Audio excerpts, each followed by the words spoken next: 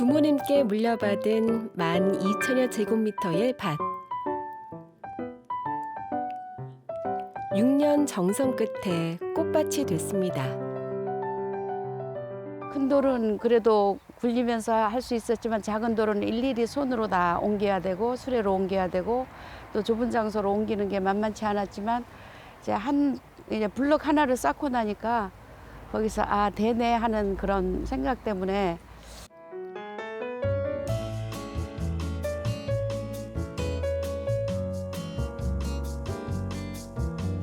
꽃밭의 숨은 조연이었다가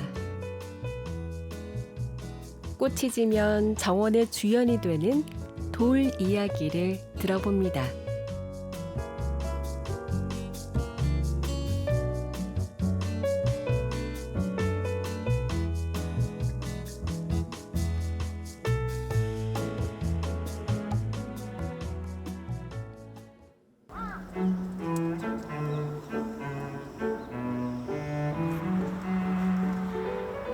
화살나무입니다.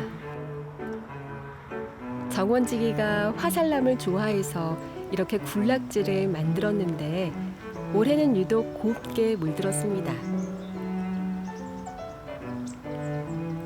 참 신기한 게 화살나무는 가을이 되면 마치 화살 끝에 달린 날개처럼 나무 껍질에 날이 섭니다. 포식자로부터 제 몸을 지키려는 거죠.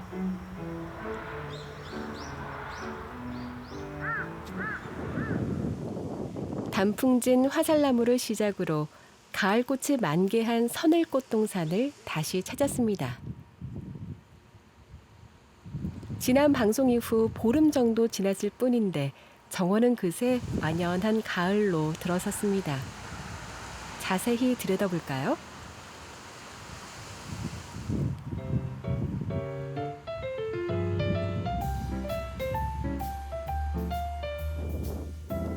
울타리마다 예쁘게 고개 내민 이 꽃. 가을꽃의 대표주자 쑥보쟁이가 한창이네요.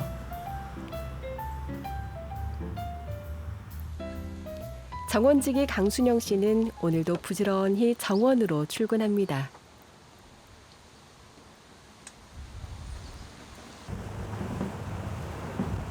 새로운 꽃밭을 준비 중인데요.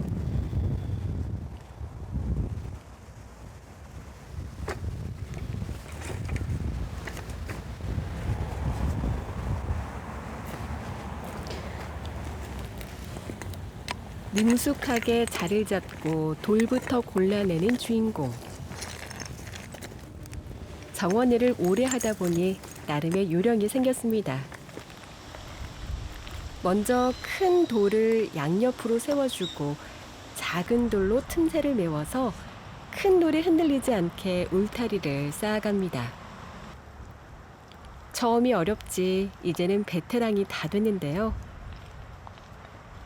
툭툭 나오는 돌이 너무 많다 보니까 이 돌을 땅속에 묻어버리면 없어질 것 같고 그렇다고 한쪽에 쌓아두면 생뚱맞을 것 같고 그래서 이 돌을 어떻게 할까 생각하는 중에 옳지 울타리를 만들어 보자 해서 이렇게 해서 탄생한 다양한 모양의 울타리들이 12,000제곱미터의 정원 곳곳에 생동감을 불어넣고 있습니다. 동그란 모양의 돌담도 있고요. 길을 따라서 쭉 세워진 돌도 모두 이 자리에서 나온 것들입니다.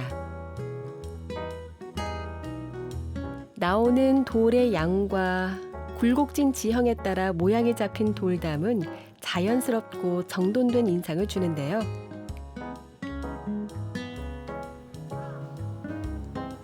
다른 곳보다 조금 어설퍼 보이는 이곳은 정원지기가 맨 처음 쌓은 돌담이랍니다. 처음으로 돌의 매력을 알게 된 아주 고마운 장소라는데요. 이 장소가 저희가 이 밭을 개간하면서 돌이 생겼을 때 제일 고민하면서 쌓은 자리입니다. 왜냐하면 이게 보시면 제가 봐도 그냥 너무 어리숙하게 쌓았구나 할 수밖에 없는 게 처리를 한다고 그냥 툭툭툭 갖다 놓다 보니까 지금도 여기 호수가 물을 주려고 호수가 지나가면 이제 무너지기도 잘하고 해서 언젠가는 새로 쌓아야지 하는데 할 일이 많다 보니까 못 쌓습니다. 이것을 쌓아놓고서 얼마나 돌이 정말로 이쁘구나. 예, 돌한테도 감사를 느끼고 했던 곳입니다. 내가 내 손으로 이거를 쌓을 수 있다는 것에 감사했고, 아, 돌을 이런 식으로 활용해도 되는구나 하고 처음 느끼게 된 장소입니다. 부모님에게 물려받은 밭을 정원으로 꾸미던 초기 모습인데요. 온통 돌밭이던 이곳을 정원으로 꾸미는데 꼬박 6년의 시간이 흘렀습니다. 땅에서 돌이 끝도 없이 나오는 탓에 처음엔 돌만 보면 화가 났다는 주인공. 하지만 쓸모없을 것 같던 돌을 정원으로 들이자 전에 없던 멋진 풍경이 만들어졌습니다. 정원을 가꾸는 사람은 흙을 잘 다뤄야 한다고만 알았지 돌의 소중함은 미처 몰랐다 합니다. 하지만 이제 강순영 씨에게 돌은 무척 특별한 존재인데요. 돌이 저는 효자라고 생각합니다. 저한테는. 왜냐하면 물론 풀럽 새는 역할도 하지만 울타리를 만들어줌으로 해서 꽃과의 경계, 꽃들과의 이제 다른 종류의 꽃들과의 경계도 마련할 수 있고 또 풀씨도 날리지 않는 역할도 할 수 있고 정돈된 느낌이랄까. 그리고 돌이 있음으로 해서 이제 보라색이 더 빛나기도 하고 노란색이 더 빛나기도 하고 그 앞에다가 돌 앞에다가 이제 사프란 같은 거 심어도 돌도 빛날 뿐더러 사프란도 더 그 역할이 더 커 보이기도 하고 그래서 저는 저희 밭에서 100으로 치면 비중은 돌이 40%를 차지한다고 생각합니다. 저희 노력은 10%에 불과하지만 돌이 차지하는 비중이 40%고 그 외에는 나무와 꽃이 역할을 해주지 않나 그렇게 생각하고 있습니다. 한때 골칫덩이였던 돌은 이제 그녀에게 사랑스러운 존재가 됐습니다. 그 마음을 보여주듯 하트 돌담도 쌓았네요. 그야말로 황금 보기를 돌같이가 아니라 돌을 황금처럼 귀하게 여기는 정원지기가 됐습니다. 그녀의 귀한 돌은 이렇게 화단이 되기도 하고 꽃과 꽃 사이의 경계를 이루며 서로 다른 종류의 식물이 엉키는 일도 막아줍니다. 덕분에 잡초도 많이 줄어들어 일손도 덜었다네요.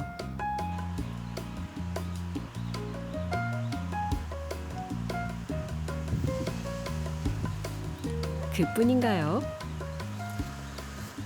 꽃이 화사하게 피었을 때는 너른 꽃받침이 돼 꽃을 더 환하게 돋보이게 하고요.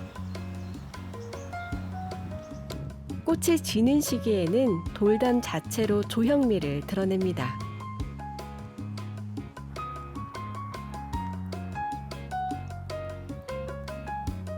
아름다운 정원엔 꽃만 있는 게 아니란 걸 새삼 느끼네요.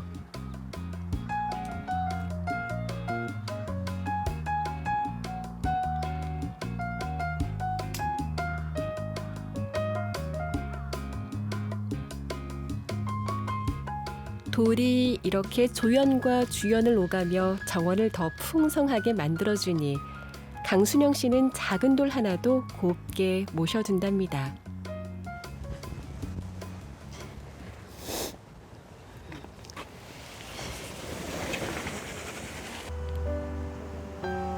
이곳은 정원지기의 보물창고인데요.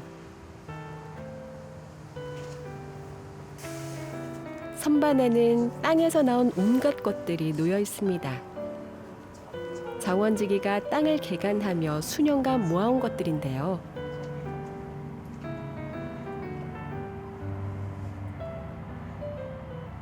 안 그래도 여기 주머니 속에 또 하나 이상한 게 들어가지고 먼저 보여주십시오. 예, 이것도 아까 그냥 발에 밟히는 게 있어서 보니까 이게 좀 저희가 풀을 뽑는 와중에 생긴 거라서 그냥 함부로 하지 말고 그냥 주머니에 놨다가 가서 갖다 놔야지 해서 놓다 보니까 예, 나름대로 이제 처음 보는 돌이고 아마 제주도 안에 이거랑 똑같은 돌이 있을까 하는 생각 때문에 소중하게 생각하다 보니까 그냥 눈에 띄면 아 이거 그냥 갖다 놔야지 해가지고 이렇게 뭐 앞치마에도 놓기도 하고 돌 위에 놨다가 그냥 눈에 띄면은 가져다 놓다 보니까 이렇게 뭐 여기 올려놓지 못한 돌들이 있습니다. 요 밑에 보시면 이제 제 나름대로는 이거는 정말 자연석이나 생각하는 돌들. 예, 예를 들면 이렇게 그냥 지그재그로 불에서 구워진 돌. 이렇게 뭐라고 표현할 수 없을 정도로 이제 얘네는 이제 뚝 건드리면 어떤 돌은 이제 사그라들기도 하지만 흙이 굳어서 된 것 같은 생각이 들 정도로 이제 선을 곶자왈이 가까이 있다 보니 정원 역시 용암이 만든 독특한 돌들이 많이 나오는 듯 한데요.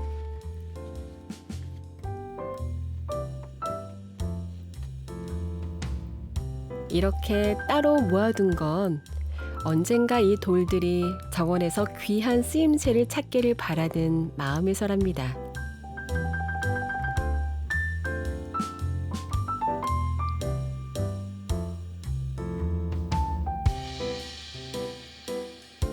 모양이 하나같이 다 특이하죠.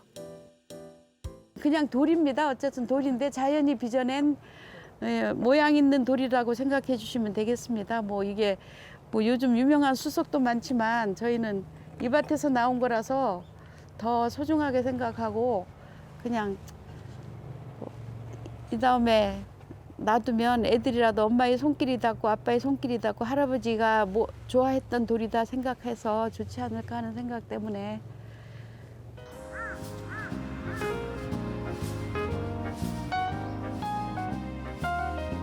잠시 정원 일을 쉬는 때면 강순영 씨가 찾는 곳이 있습니다. 정원 구석진 곳, 가장 양지 바른 곳인데요. 바로 산담입니다. 쌓은 지 아주 오래됐다는데요. 원래 이곳의 주인이 4년 전 이장을 해간 이후 산담 주변에 씨를 뿌리고 꽃을 심으며 가꿔왔습니다.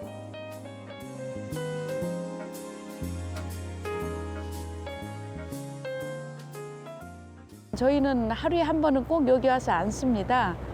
이제 머리가 복잡하거나 좀 그러면 뭐 밖에 차 소리가 들리거나 그래도 여기는 충분히 나만이 시간을 가질 수 있는 공간이라 생각이 들어서 이제 오시는 분들이 모르셔서 들어오셔요. 여기를 들어오셨다가도 아 앉으면 일어설 생각을 안 하고 편하게 앉았다 가는 곳이라서 저도 나름대로 그분들한테 좋은 공간을 제공했구나 싶은 생각에 흐뭇해하고 있습니다. 정원에서 출발한 정원직의 돌 사랑이 제주의 돌 문화로까지 이어지네요.